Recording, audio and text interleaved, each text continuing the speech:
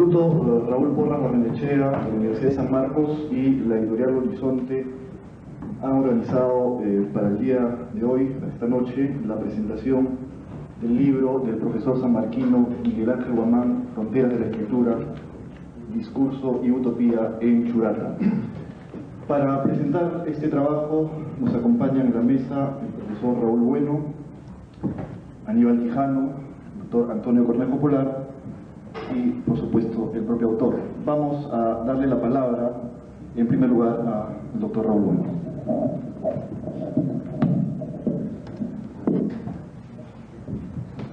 Yo estoy particularmente emocionado hoy día por estar aquí entre unos compañeros, maestros y este magnífico público en ocasión de presentar el libro de mi amigo Miguel Ángel Guamán. Y estoy alegre por varias razones, entre otras porque se trata de un tema muy caro, el tema de las vanguardias, más exactamente de las vanguardias altiplánicas, y porque además se trata de un compañero de la época sanmarquina. Yo recuerdo con mucha nostalgia el tiempo que he sido profesor en la Universidad de San Marcos, y una de las cosas que me ha pasado de bien allí son los estudiantes, los excelentes estudiantes que me han acompañado en la época en que yo hacía de profesor de teoría y crítica literaria. Miguel Ángel era uno de ellos. Estoy pues muy contento de estar aquí y de poder decir algunas palabras con relación a este notable libro sobre el pez de oro que ahora presenta. Él me ha pedido que sea informal. Él sabe que yo medio nerviosón siempre traigo el texto por escrito. Me ha dicho que no, que prepare una nota y que hable así con tono relajado y que establezca el tema como para la conversación, de modo que he preparado unas notas que aparentemente no se articulan, pero que creo que al final van a dejar la impresión de que sí, que pensé y repensé bien el tema del libro de Miguel Ángel. Lo primero que salta a la vista en el libro de Miguel Ángel es, yo creo, el aparataje crítico. Maneja una bastante grande bibliografía, una bibliografía en que la parte metodológica y la parte teórica es realmente consistente, sustancial. Uno se pregunta si esto es un alarde de lectura y de intelectualismo, pero no. Uno se tiene que responder que es todo el esfuerzo que ha hecho Miguel Ángel por hacerle frente a un texto denso, inmenso, sui generis, como es el pez de oro. Es un texto, como todos sabemos, inclasificable, difícil, de lectura azarosa, de múltiples incitaciones, y al mismo tiempo un texto que difícilmente entrega su significación, al que difícilmente le podemos agarrar sentido, aun cuando nos complace. Un libro que, para decirlo con la célebre frase de Hugo Friedrich, vincula el hechizo porque realmente fascina, porque realmente gusta, porque realmente deja reverberada y reverberante el ánimo, el alma, vincula el hechizo a la ininteligibilidad. Es una obra de nuestro tiempo, pues, en ese sentido, una obra de la modernidad, de las vanguardias. Un texto así, difícil, tenía que ser enfrentado con todos los recursos para ver de qué se trataba, puesto que está como reto, ¿no?, la averiguación de la índole del texto. Miguel Ángel nos previene en el prólogo y nos dice: el libro ofrece retos del más diverso tipo, pero para clasificarlos, ahí tenemos los retos de la recepción, pero también los de la producción. ¿A qué códigos? ¿A qué lenguajes? ¿A qué sistemas expresivos? ¿A qué bastidores semióticos acude Churata para configurar esta tan singular y tan potente, sin embargo, entrega. Y todo dice, todos estos problemas se pueden de algún modo englobar dentro del problema de género. ¿Qué cosa es el Pez de Oro? Novela, conjunto de estampas, prosa poética, biografía, ensayo, etc. Inclasificable.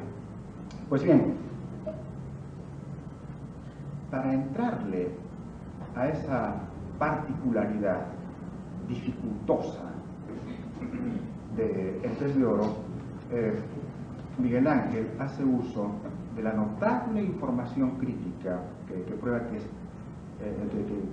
prueba suficientemente que posee y que siempre ha poseído. Una de las cosas que yo aplaudía en él cuando era estudiante era su conocimiento consistente de metodologías y sistemas de interrogación de la literatura. Pero hay una cosa que me gusta de este tipo de trabajo con metodologías y con teorías literarias que hace Miguel Ángel.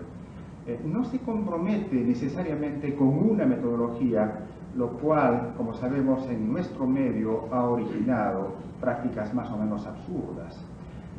Yo lo sé porque, como saben los que me han visto trabajar en otra época aquí, estuve vinculado a la Sociedad de Semiótica y cerca de algunos compañeros que trabajaban en metodologías rigurosas pero exigentes, cuya exigencia era la de una dedicación casi religiosa a esa metodología.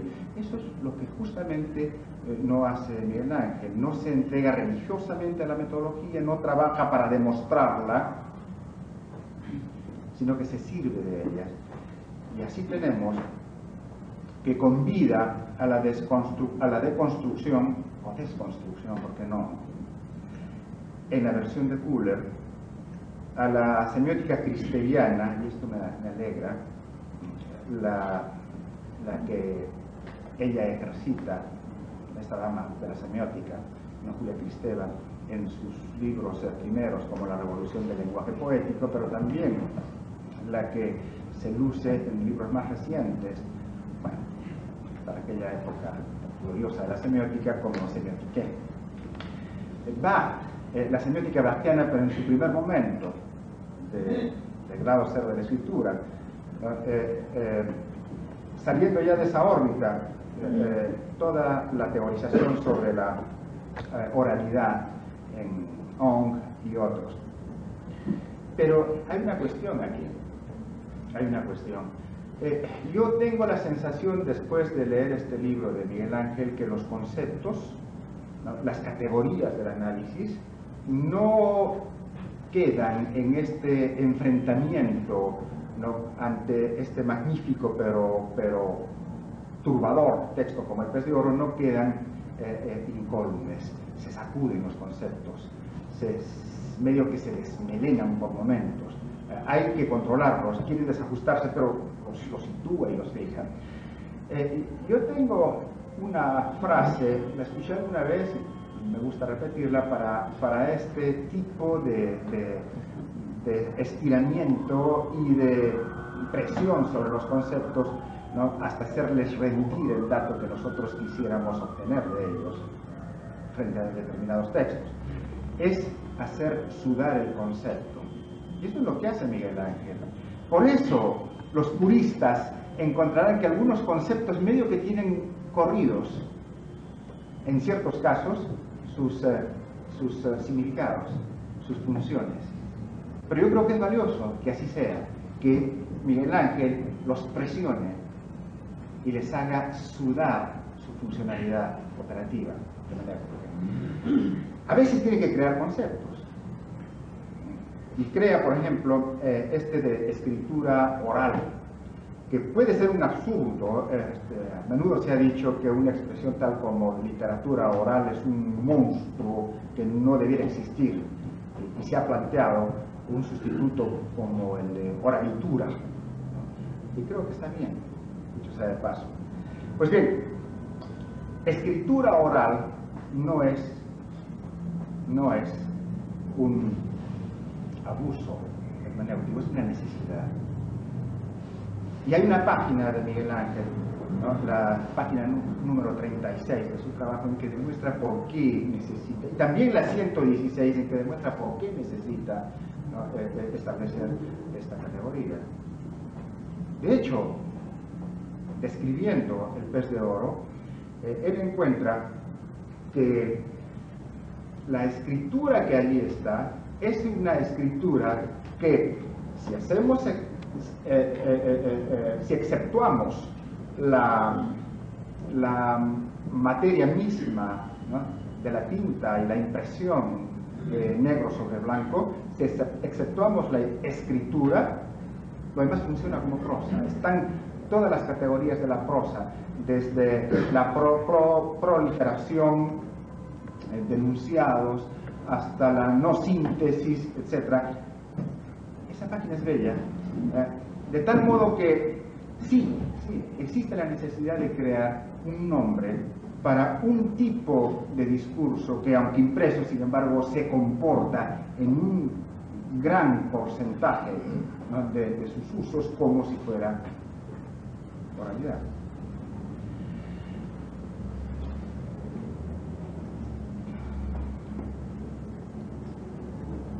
Ahora voy a entrar a comentarios un poco más puntuales. Ojalá que pueda verse la conexión. En realidad, yo mismo me he impuesto un tiempo de 15 minutos en esta intervención, no sé cuánto me queda aún, pero voy a ver cómo le hago. Ayer estábamos muchos de los aquí presentes en la presentación del libro del doctor Antonio Cornejo Polar, y en un momento una de las personas que intervino dijo algo que yo quisiera recuperar esta noche. Dijo memoria escenográfica y dijo imaginación escenográfica. Utilizó estos conceptos para referirlos al tipo de imaginación y al tipo de memoria del hombre andino.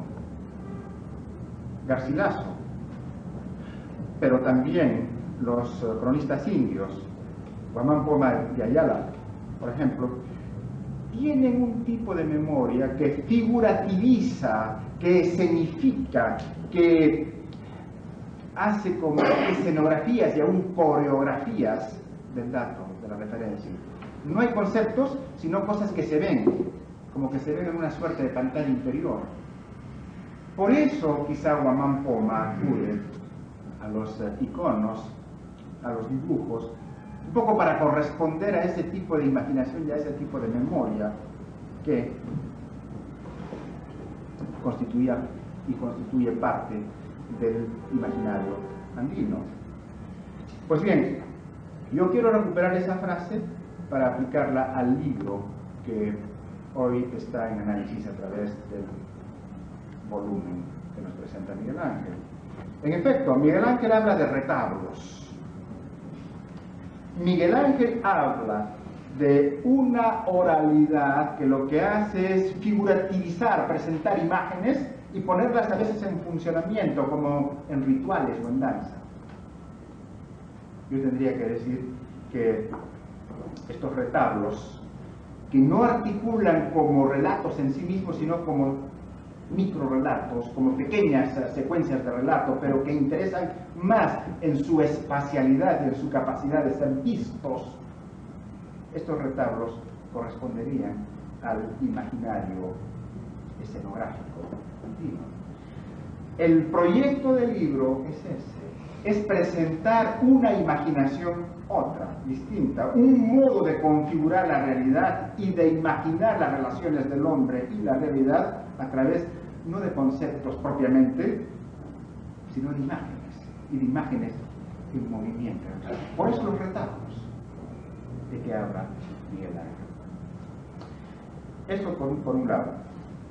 Por otro, el profesor Cornejo en su libro decía que ante el reto de la modernidad a comienzos de este siglo se presentan varias opciones. Dos le interesan, permitan que ilvane, lo de ayer con lo de hoy. En realidad, yo no puedo funcionar de otro modo. El que era ayer soy yo aquí también, de manera que puedo y tengo derecho a hacer estos nexos, y le escuché pacientemente y le leí con atención. Le interesan a Cornejo dos autores ecuatorianos de aquellas épocas, de la posmodernidad versión Monbiot, y son Pablo Palacio y Jorge Casa. Los dos se proponen mantener una relación con la realidad, pero las vías son distintas. La de Icaza es el realismo socialista indigenista. La de Pablo Palacio es la de la imaginación vanguardista, que no busca representar, reflejar, retratar la realidad, sino que busca interpretarla, hacer sudar la realidad para que ella exprese su sentido. Pues bien, si pasamos a otra posmodernidad, a otro posmodernismo, versión Monbiot, y trabajamos este mundo andino, ahí están los hermanos Peralta, entonces encontramos otras opciones. La opción de Alejandro Peralta es una, de no alterar el sistema, de trabajar todavía dentro de las instituciones literarias más o menos establecidas, la metáfora, por ejemplo, el símbolo, por ejemplo, pero su propuesta consiste en invertir. Esto lo he estudiado yo en otra ocasión, no sé si alguien conoce esta versión mía. La propuesta, entre otros detalles, consiste en alterar el modo de representar lo real. En las vanguardias europeas, la naturaleza, por decir un término, aparece como término de comparación. En realidad se habla del mundo ciudadano, de la experiencia del hombre en ciudad. Las vanguardias son básicamente en Europa experiencias de ciudad en ciudad, sobre ciudad, y aún en lugares de América Latina como Buenos Aires y México.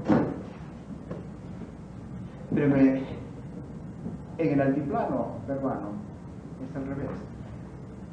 De lo que se habla no es de la ciudad y de la experiencia cosmopolita en ciudades, sino se habla de la naturaleza, del medio ambiente, del hombre natural, el indio, el poblador del altiplano, y se utiliza la modernidad como término de comparación. Es la propuesta. Pero la propuesta de Churata, y eso es lo que nos explica este libro con amplitud, con suficiencia, es una distinta, es otra opción. Consiste en dinamitar la institución literaria misma, en poner a prueba, utilizar el sistema de la comunicación literaria, pero, para utilizar un poco la idea de Cosseriu, romper las estructuras, agenciar lo no existente y desagenciar lo existente para formular una propuesta distinta. Miguel Ángel lo dice de otra manera, es cierto, de una manera mucho más adecuada al tema, pero ustedes me van entendiendo, creo. Entonces, se rompe la escritura logocéntrica, la regida por la razón, jerarquizada, y se establece un tipo de escritura, relato o lo que fuere, o prosa poética, en que no hay privilegios, en que las jerarquías están desestabilizadas, en que los relatos dejan de ser relatos y apenas se ofrecen como secuencias mínimas, microrelatos que no sabemos por dónde van a desembocar, y etcétera, etcétera. El problema del género, el gran problema del género con que comienza cualquier enfrentamiento crítico al pez de oro, ya explica por sí mismo este asunto de romper al interior de la institución literaria para formular una propuesta distinta.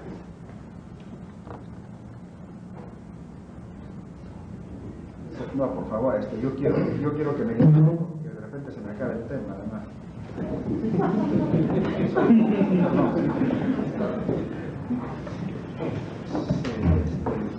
No, aquí tengo cosas. Hay otra cuestión. La lengua, el problema de lengua, que es una cuestión largamente investigada en el libro. Miguel Ángel dice, se trata de una lengua híbrida. De la manera más gruesa, se podría decir que el problema de esta hibridez del lenguaje es una suerte de español con una suerte de quechua. Quiero hacer un paréntesis pequeñito ahí. Voy a ver cómo le hago.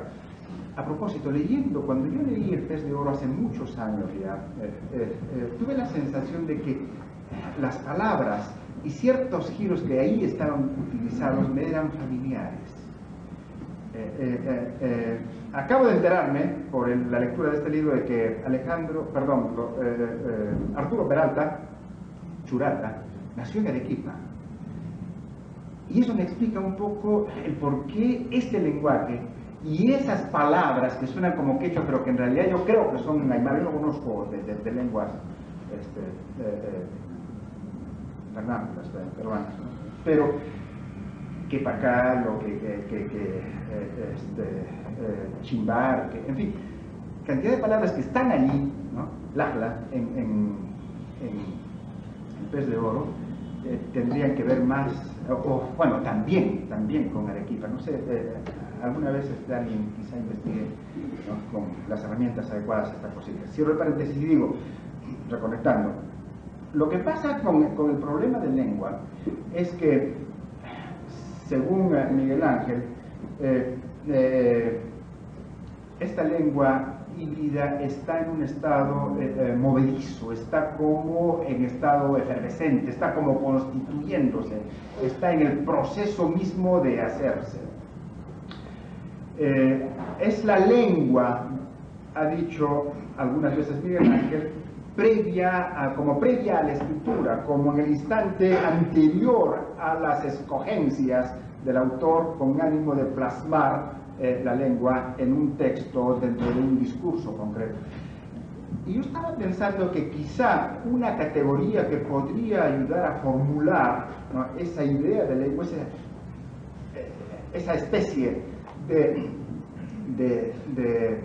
de fora semántica, para decir, o semiótica, para decirlo con Cristeva, o esa especie de grado cero de la escritura, para decirlo con Bach, o incluso esa especie, esa suerte de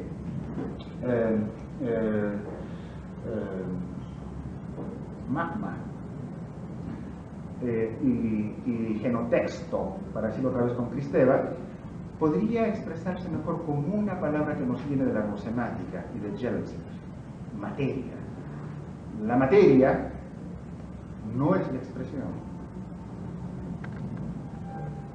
La materia es la madera, es la base material, aquello que va a ser lenguaje, pero que no es lenguaje todavía. Quizá eso, pasando del plano meramente lingüístico al plano literario, quizá eso es lo que estaba en juego y lo que está en juego. Yo quiero aprovechar un poquito la idea de Miguel Ángel, hacer sudar el concepto y proponer aquí una cosa como esta. En realidad, lo que está mostrando Arturo Peralta en El Pez de Oro es con perdón por el uso de la palabra, es un bazar. He aquí un nuevo instrumento. Este instrumento tiene estas posibilidades. De ahí que sea no literatura y no lengua todavía, pero está en el estado previo a la lengua y a la literatura. Por las expresiones, las categorías no lengua, no literatura, ¿no?, son utilizadas por Miguel Ángel en su libro para referir a esta condición pretexto, prediscurso, pre-enunciado que tiene El Pez de Oro. Yo creo que aquí voy a cerrar, ¿no?, por el momento. Gracias.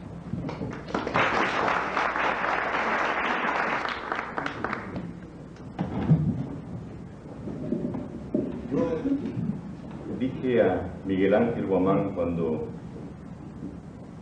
me preguntó si podía comentar esta noche su libro, que yo estaba en una obvia desventaja.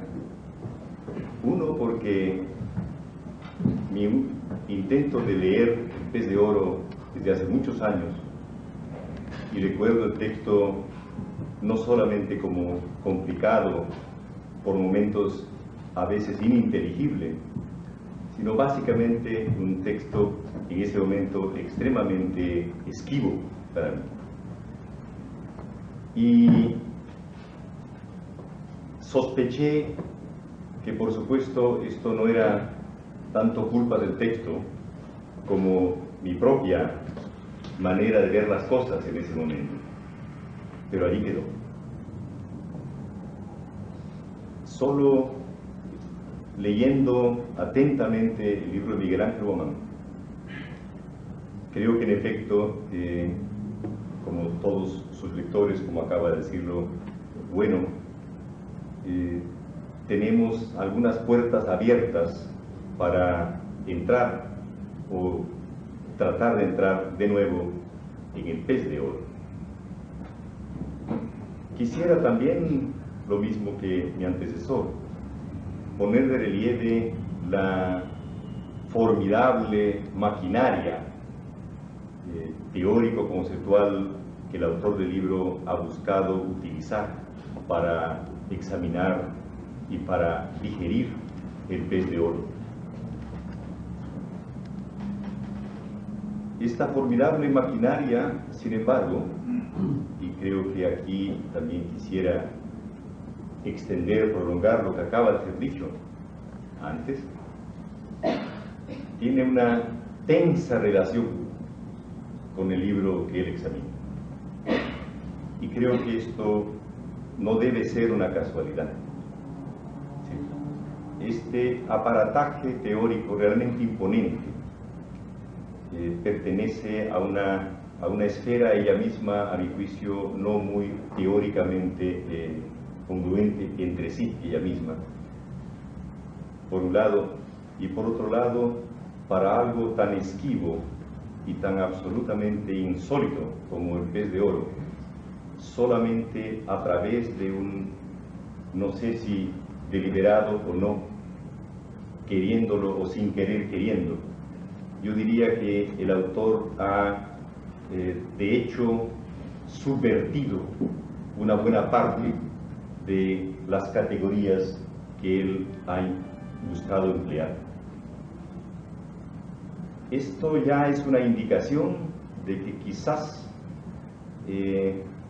ese aparataje por el momento quizás tiene el riesgo de aparecer como un andamiaje que el constructor ha dejado al mismo tiempo que el edificio.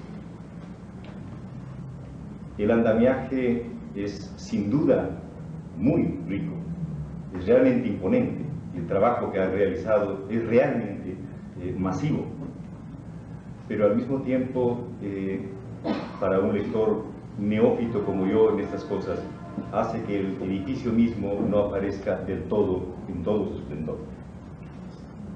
Pero este no es solamente porque el andamiaje es externo y el edificio está allí, sino, de nuevo, por lo que estoy diciendo, y quisiera que esto fuera parte de nuestra conversación, sino porque hay una creciente, a lo largo del libro, yo sentía que crecía la tensión entre buena parte de las categorías y la materia que está en estudio a través de estas categorías. Entonces, la misma idea de escritura oral, como acaba de ser dicho, es una directa subversión de ambas categorías. Es una contradicción interna para partir. Pero una vez que son subvertidas cada una de ellas, el resultado no nos es del todo arbitrario, sino casi por el contrario. Pero esto es también una indicación de que quizás se requiere, y sin duda él deja planteadas también las propias vías de su desarrollo, deja planteado el problema de cuáles son realmente las categorías que después de la subversión de las de procedencia semiótica, básicamente, pueden ser elaboradas para otra realidad como es la de una escritura oral. Porque el libro realmente nos plantea dos cuestiones, a mi juicio, extremadamente importantes para el trabajo de todas las disciplinas en América Latina, y en particular en el área andina, seguramente. Si la idea de que el pez de oro es probablemente en su forma, como acaba de ser dicho, quizás magmático, pero en esa forma es ya el nacimiento de una escritura alternativa. Esto es realmente una cuestión muy grande. Y al mismo tiempo, esta escritura alternativa, sin duda, requiere una lengua alternativa. Entonces tenemos realmente dos cuestiones muy fuertes.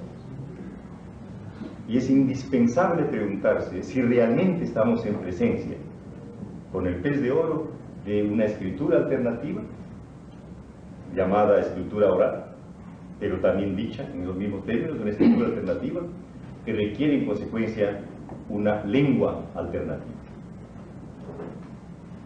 Y esta lengua alternativa y esta escritura alternativa son planteadas además de algún modo no exactamente como una sincresis, sino por el momento como un híbrido, son los términos del autor, entre dos universos culturales,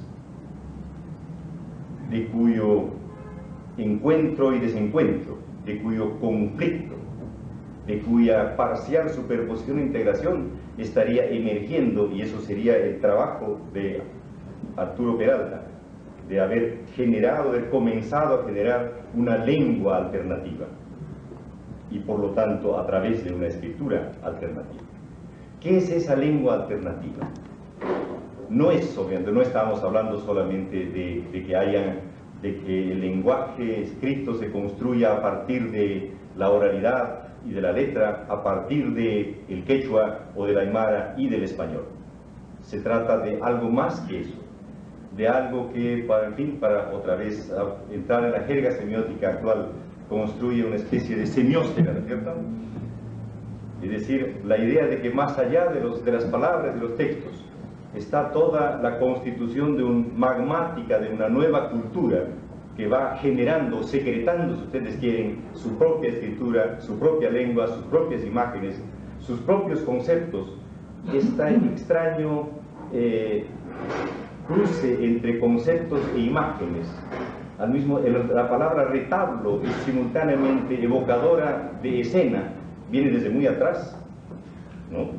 El retablo de Maese Pedro es muy antiguo, pero viene de una idea de escena, viene de una idea de representación, y al mismo tiempo, sin duda, viene de una idea, la insistencia del autor, de la colocación de ejes que no están, según él, presentes en la escritura normal, es decir, este eje entre lo vertical y lo horizontal, en que para él lo vertical asume la primacía, y que es esto que rige el modo de representación, el modo de presentar la imagen.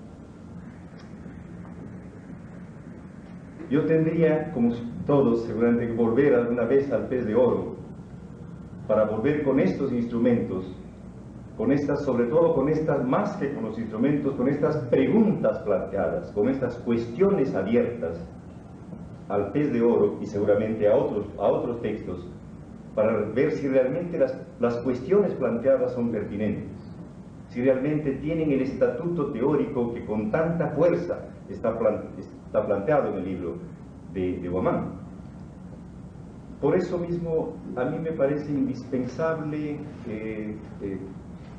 tratar de entrar un poco más en estas cuestiones.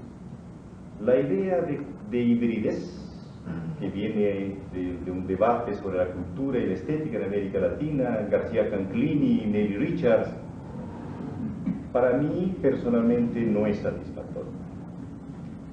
No digo que no haya hibridez en la historia de la cultura en América Latina, no digo que sobre todo que no haya habido, pero sospecho, si es que además el autor tiene razón, y si realmente estamos en presencia de un primer hecho que lleva hacia una escritura alternativa, entonces estamos en presencia de otra cosa, de algo así como una reoriginalización de la cultura en América Latina, que por lo demás tiene también otros signos.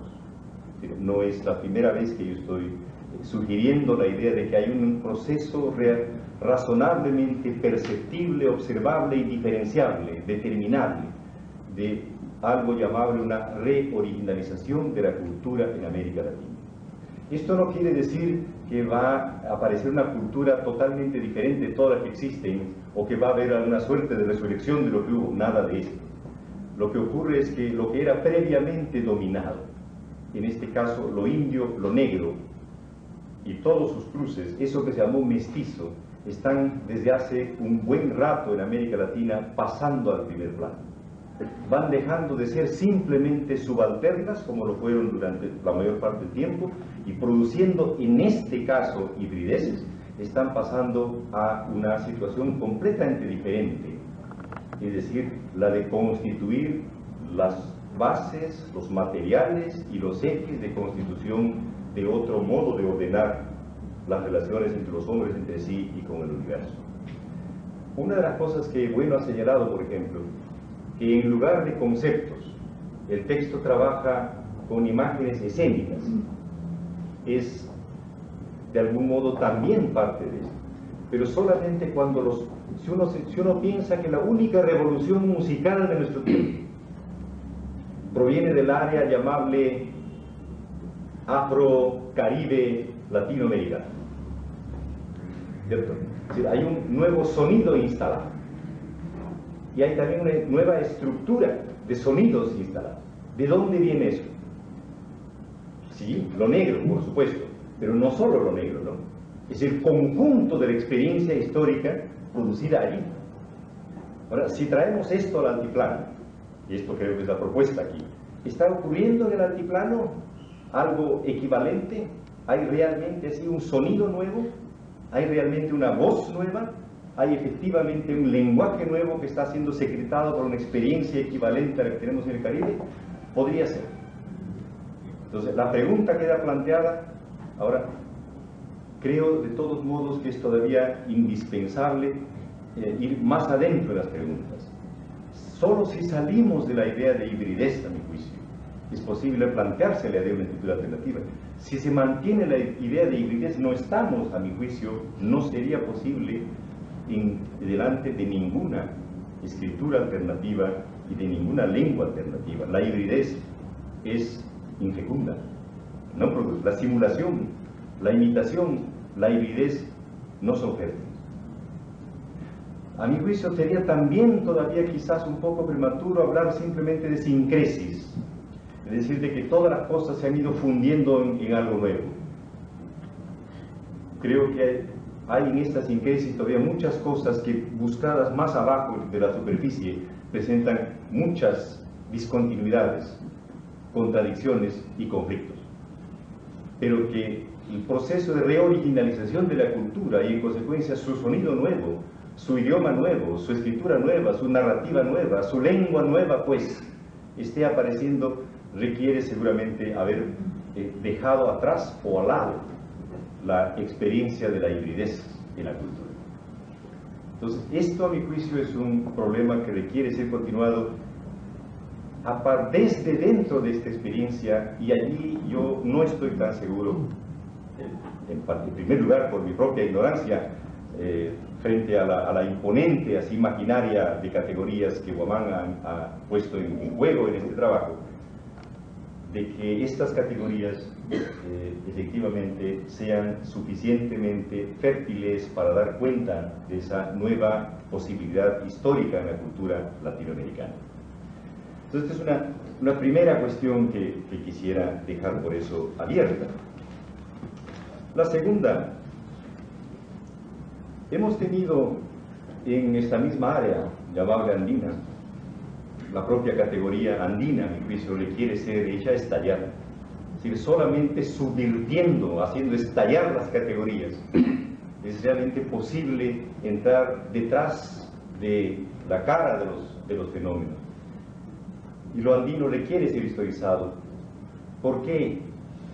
Porque yo, leyendo el texto, quedé con un temor. Temor de que, a pesar de toda la riqueza de las cuestiones planteadas, luego estas cuestiones son planteadas en el área vecina a algo que corre en todas partes, sobre todo en un país como Perú, cierto tipo de discurso como el discurso de la etnicidad. Que hay varios otros discursos, diría varios discursos sociales, el discurso de la pequeña empresa, el discurso de la etnicidad, el discurso de la informalidad, el discurso de la pobreza, varios discursos. El discurso de la etnicidad es uno probablemente el más frecuente en la vecindad de este tipo de reflexiones y de cuestiones. Pero el discurso de la etnicidad plantea el problema del poder solamente en uno de sus ángulos: la dominación de carácter colonial entre culturas o entre etnias o entre razas, es decir, todas categorías de carácter colonial. Pero, ¿qué tal si se plantea el poder dentro de cada una de estas categorías? Los intereses sociales no se identifican al conjunto histórico llamable etnia. Por el contrario, la idea de interés social, la idea de explotación, no solo la de dominación, y las dos cosas combinadas no pueden ser dejadas de lado. ¿Por qué estoy planteando esto? Pues una de mis impresiones, y por esto es totalmente provisorio, como indico, mi primer intento de leer El Pez de Oro tiene décadas. Fue al final de los años 50, que fue el primer tropiezo, por lo tanto, esto es totalmente provisorio. Pero mi impresión es que se trataba de algo muy esquivo, muy rico, pero también señorial.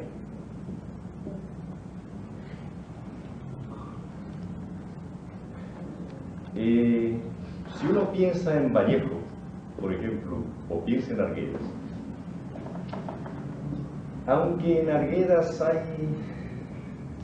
hay ciertos líquidos que destilan en diversos momentos, Vallejo parece haber salido de eso. ¿A dónde se viene? La primera propuesta de subversión del lenguaje en nuestro mundo andino es Arguedas, desde mi punto de vista. Cornejo lo ha visto antes, los demás lo han visto antes.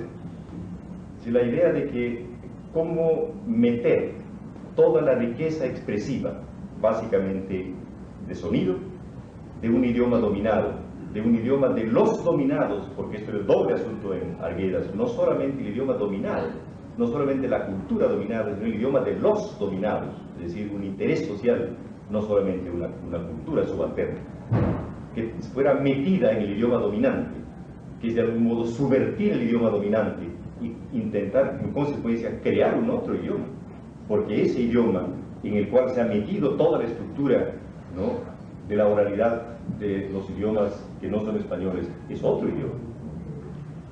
¿Hasta dónde llegó eso? Es un asunto sin duda abierto.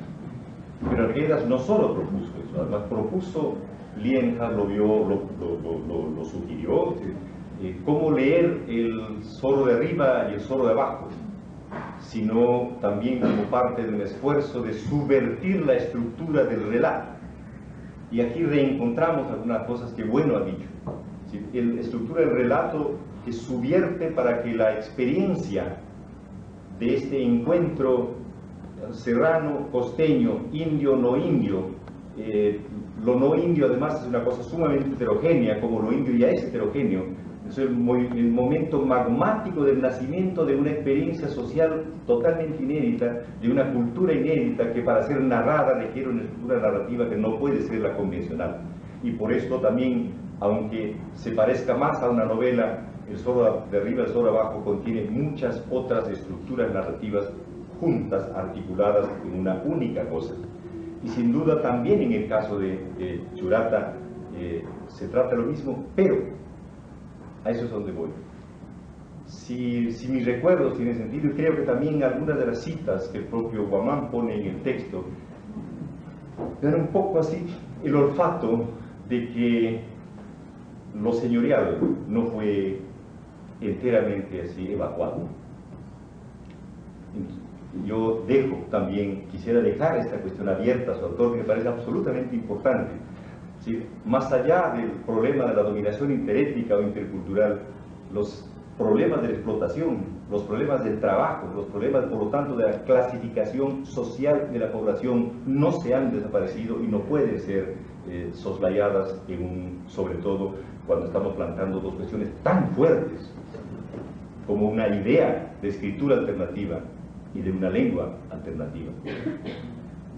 Una cosa final en ese sentido.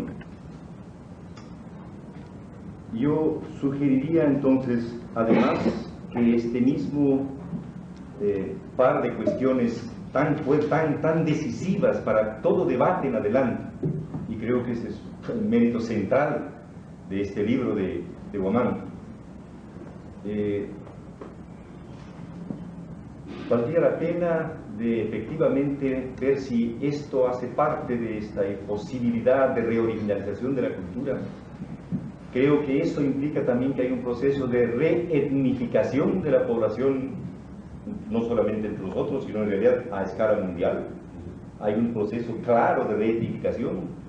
Los grupos previos de ningún modo son los mismos y no van a ser los mismos mañana. Hay una reetnificación total si uno mira Estados Unidos. Cuando uno dice el Latin American, el African American, el Native American, el Asian American, obviamente hay un proceso de reetnificación acelerado, pero aquí es lo mismo. Aquí es lo mismo.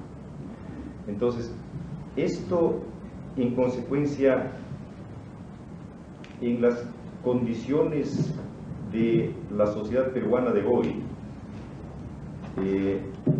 sería interesante volver a plantearse estas mismas cuestiones, quizás con el propio texto de Pez de Oro para comenzar, también en torno de este proceso de reclasificación social de la población que está ocurriendo en el Perú desde hace virtualmente alrededor de una década. Entonces, las cuestiones que Guamán nos plantea realmente son decisivas, cruciales para todo debate sobre la cultura, la sociedad y la historia nuestra en adelante, y por eso me parece tan importante de planteárselo también en relación con estos otros problemas.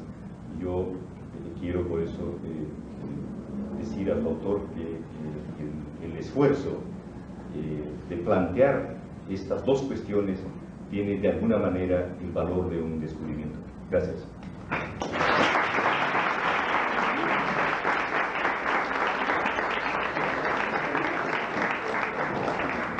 Palabras de Antonio Cornejo Polar.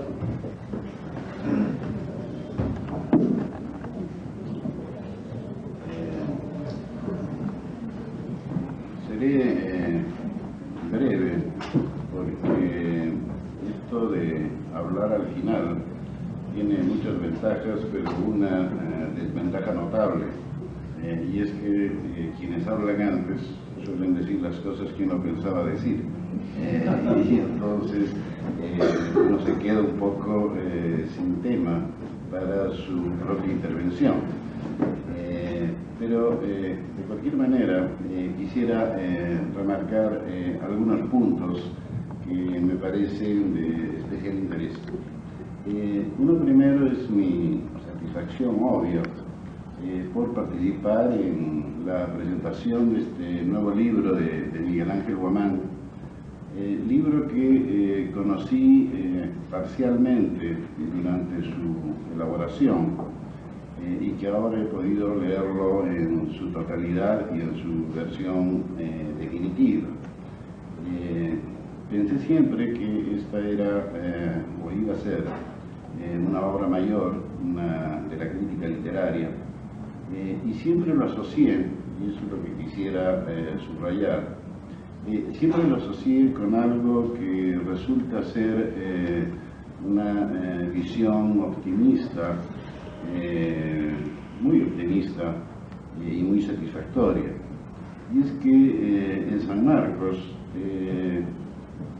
hay un grupo de profesores jóvenes que están realizando una tarea no solo meritoria, sino una tarea de refundación de la crítica literaria en el Perú.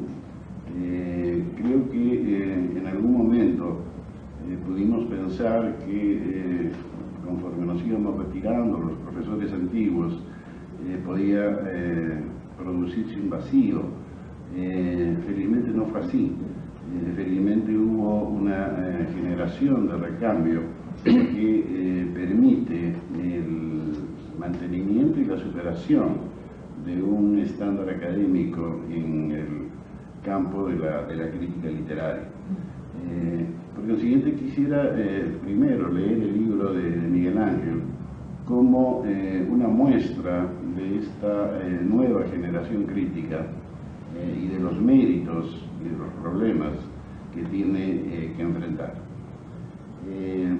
Creo que obviamente Miguel Ángel es uno de los miembros más destacados de esta nueva promoción, y su libro, Fronteras de la Escritura, creo que es una buena prueba de ello. En primer lugar, porque ha tenido la osadía de enfrentarse a lo que presumiblemente es el texto más hermético de la literatura peruana y tal vez de la literatura latinoamericana.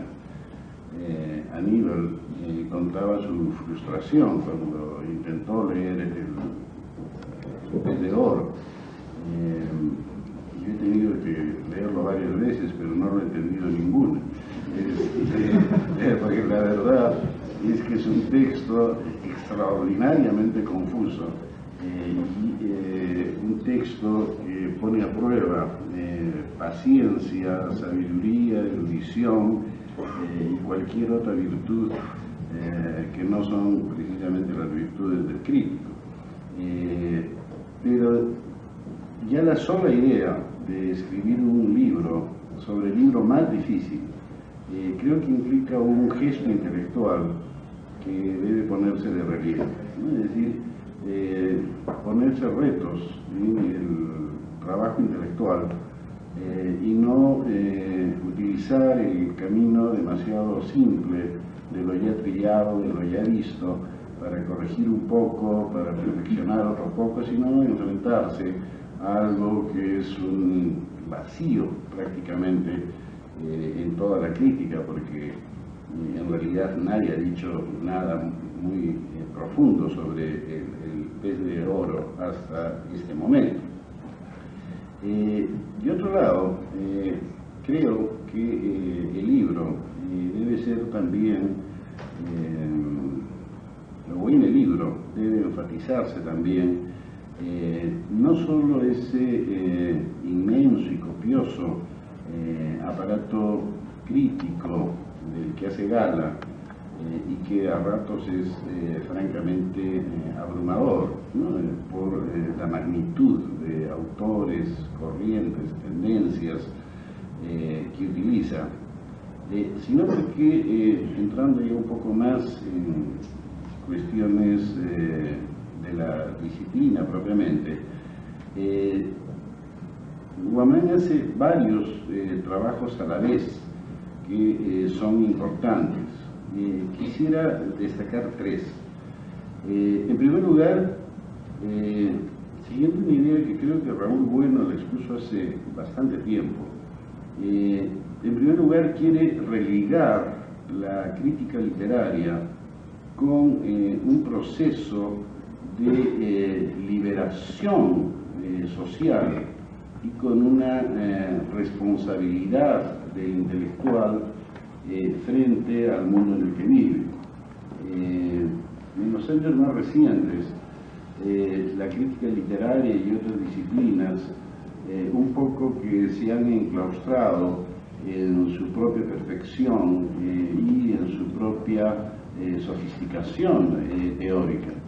Y Miguel Ángel propone muy abiertamente y muy convincentemente rearticular el ejercicio de la crítica con un proyecto mayor, con un proyecto humanista, democrático, de raíz popular y más específicamente andina tal vez. Y creo que en este momento es obviamente importante la posibilidad de romper el coto cerrado de la disciplina para volverlo a incorporar a la dinámica de la vida social. En segundo lugar, me llamó la atención, ¿no? Lo que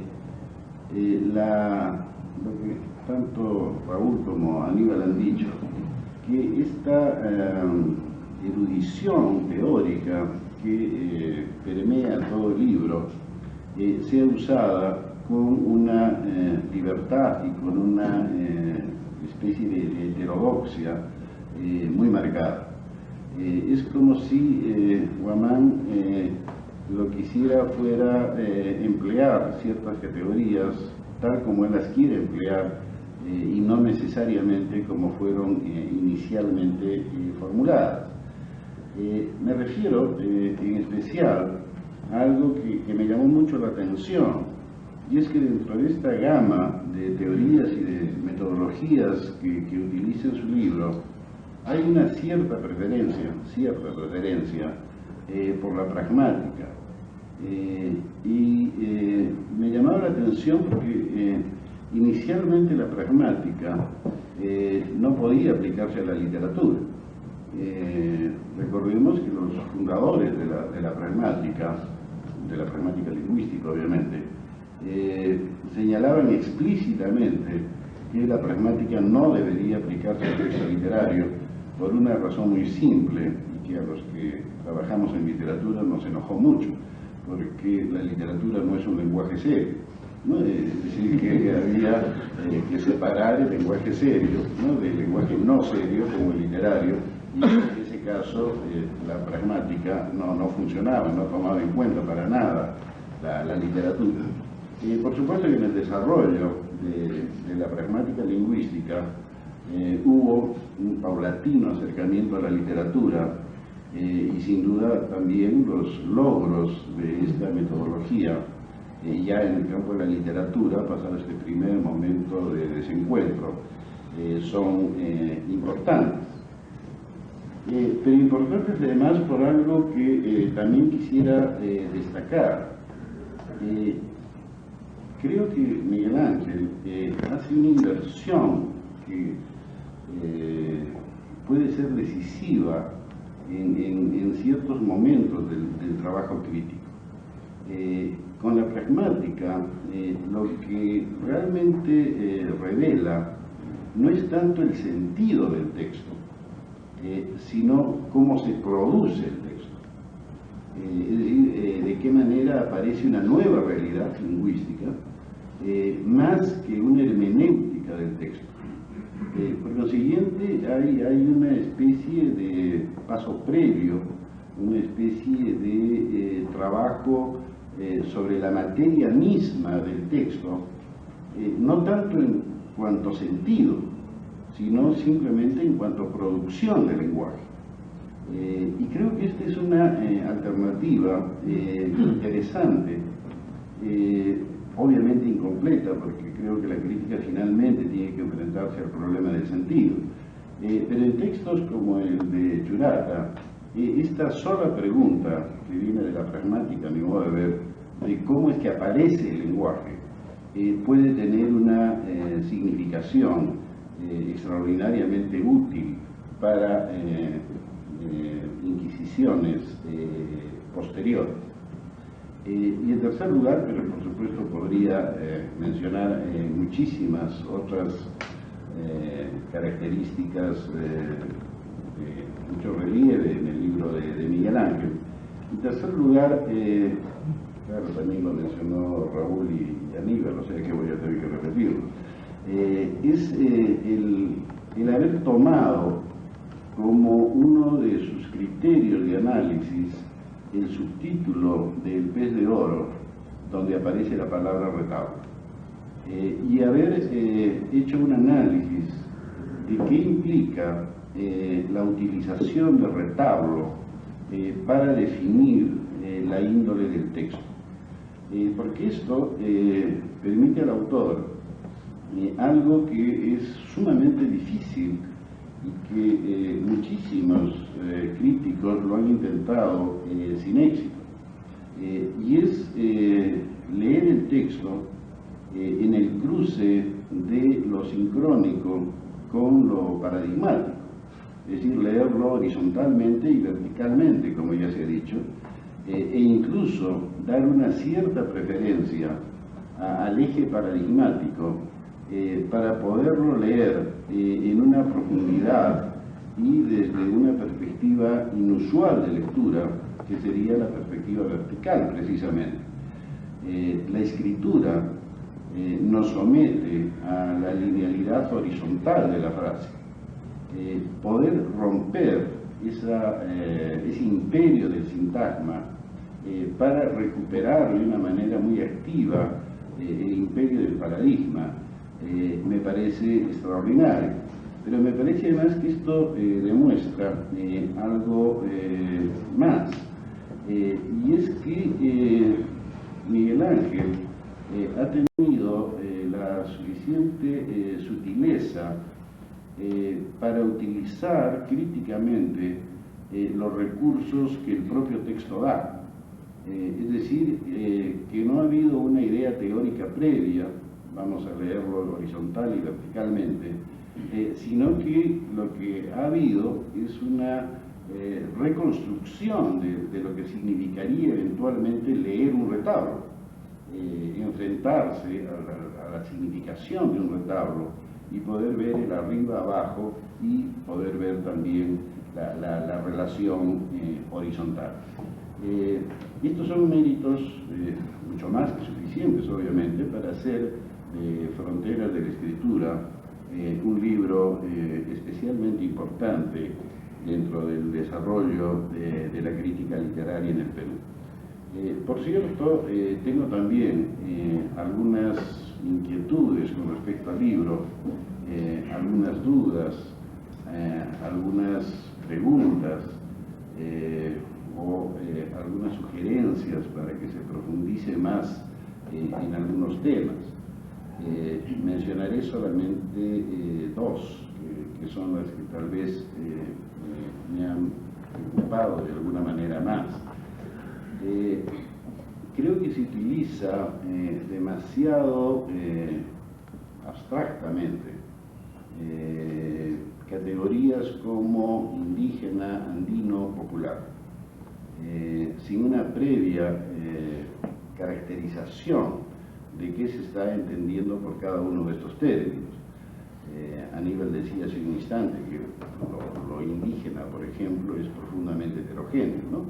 Y hemos escuchado, por ejemplo, con respecto al tema del lenguaje, que hay la posibilidad de leer el texto como un texto de lenguaje híbrido entre quechua y español.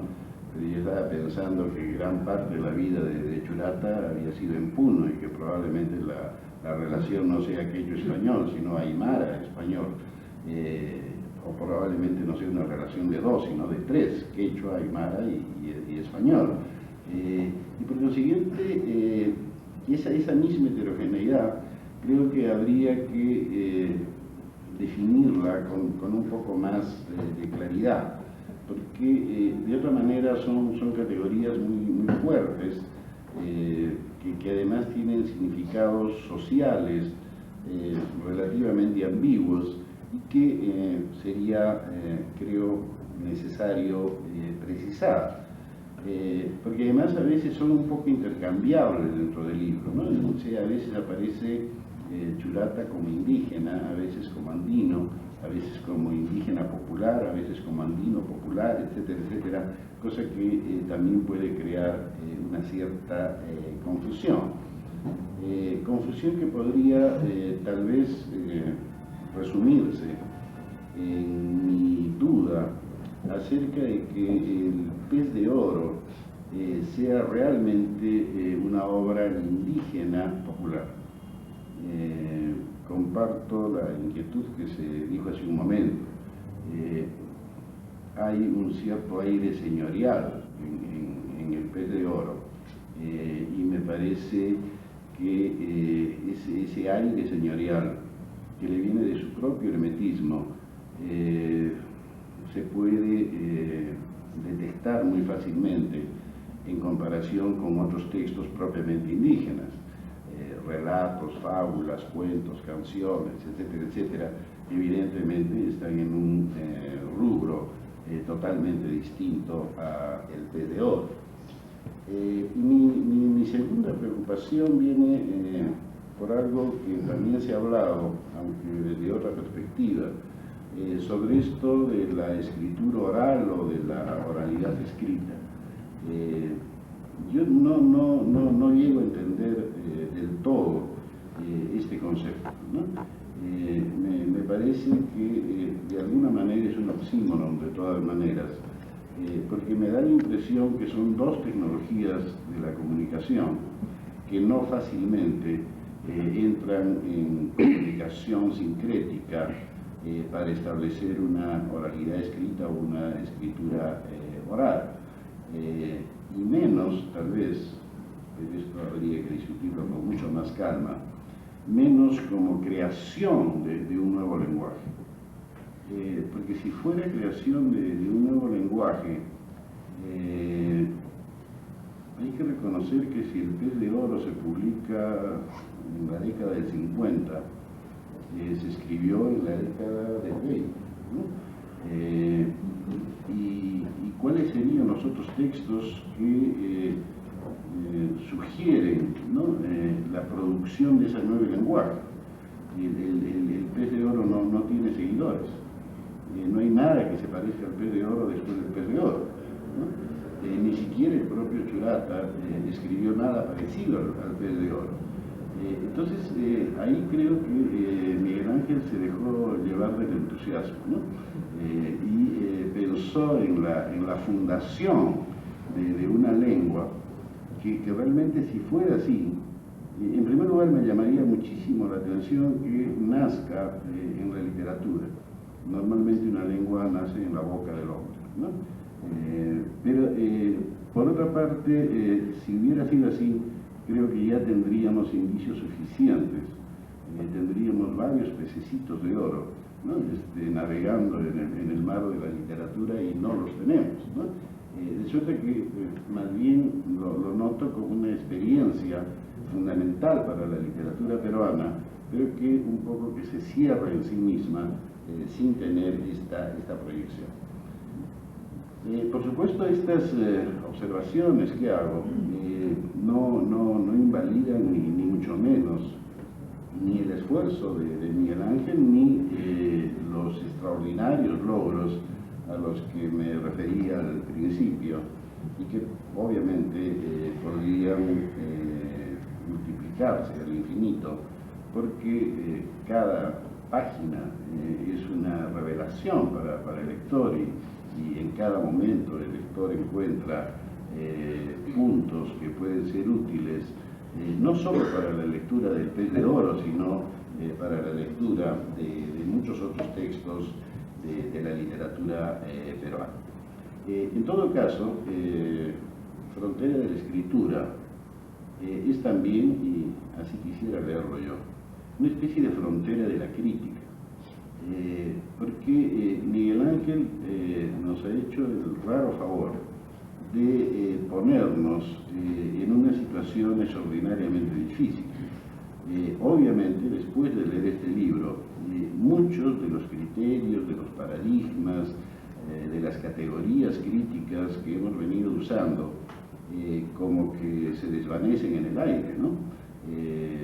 Hay una especie de duda muy sostenida sobre si algunos de nuestros supuestos críticos tal vez no estaban equivocados, o si no estaban equivocados eran inútiles, que es más o menos lo mismo. Pero al mismo tiempo hay la producción de nuevas categorías, que son estos usos desplazados de categorías del pensamiento de distinta afiliación, de la pragmática, de la semiótica, de la desconstrucción, etcétera, etcétera, que nos ponen un poco en el límite hasta donde ha llegado la crítica, y la pregunta sobre si podemos pasar ese límite y llegar a paradigmas de lectura que sean más eficaces y que puedan resolver problemas que todavía no hemos resuelto. Mi apuesta es a favor, es decir, pienso que sí, que hay un momento en el que se tiene que pensar hasta dónde se llegó y cómo se da el paso siguiente.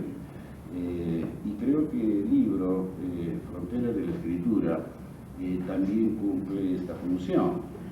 y por eso su importancia dentro del panorama de la crítica peruana. Yo lo veo como un libro sobre el pez de oro y sobre Churata, pero casi más lo veo como un estímulo muy poderoso para que el pensamiento crítico en el Perú tome nueva fuerza, nuevas direcciones y se enfrente a nuevos problemas. Me gusta siempre repetir la frase de Said, ¿no? Dice que el verdadero intelectual siempre prefiere lo cognoscible a lo conocido. Es decir, prefiere conocer lo que todavía es un misterio, pero que se puede conocer, es cognoscible, a repetir lo que ya es conocido. Creo que esta frase de Said la ha aplicado de una manera espléndida Miguel Ángel, y lo felicito. Gracias.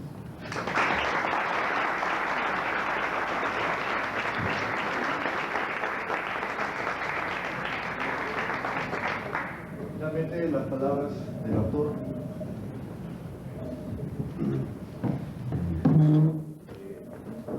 Amigos, buenas noches. No voy a extenderme mucho, pese a lo terriblemente interesante de lo que he escuchado esta noche.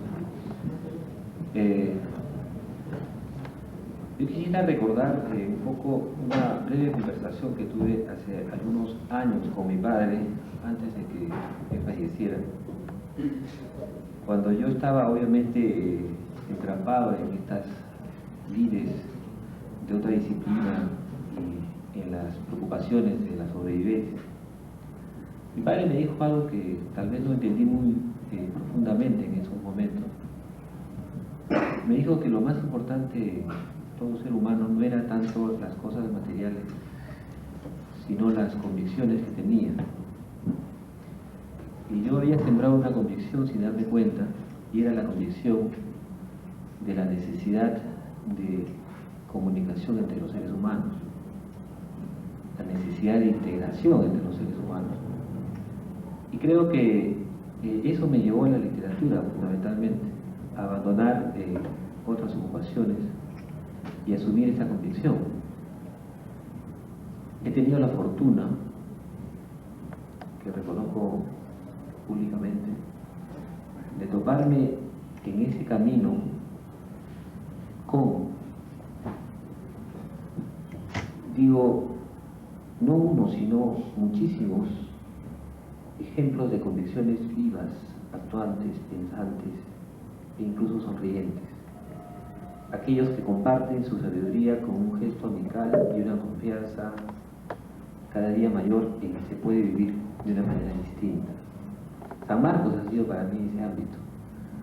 Estoy feliz de estar esta noche compartiendo la mesa con quienes me han enseñado a ratificar esa convicción, no desde el plano de los libros, sino de la vida misma. Profesores y amigos a quienes admiro y quiero profundamente. Lo único que puedo decir de lo que he escuchado es que efectivamente sé que me he metido en un gran lío y me lo acaban de hacer ver, pero con esa suerte de terca voluntad de proseguir en esa convicción, les prometo que para cada una de las observaciones va a haber un libro próximamente.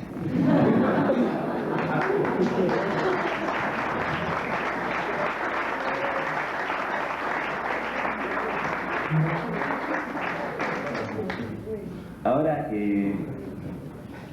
quisiera, para no cansarlos y para poder estar compartiendo un vino, que me permitan agradecer profundamente a quienes me han acompañado esta noche, mis profesores y amigos, por sus palabras, por sus estímulos, a quien ha hecho de maestro de ceremonias y miembro conspicuo del grupo de trabajo en San Marcos, Carlos García Bedoya, y por supuesto los demás, Camilo Fernández, Yolanda, etc.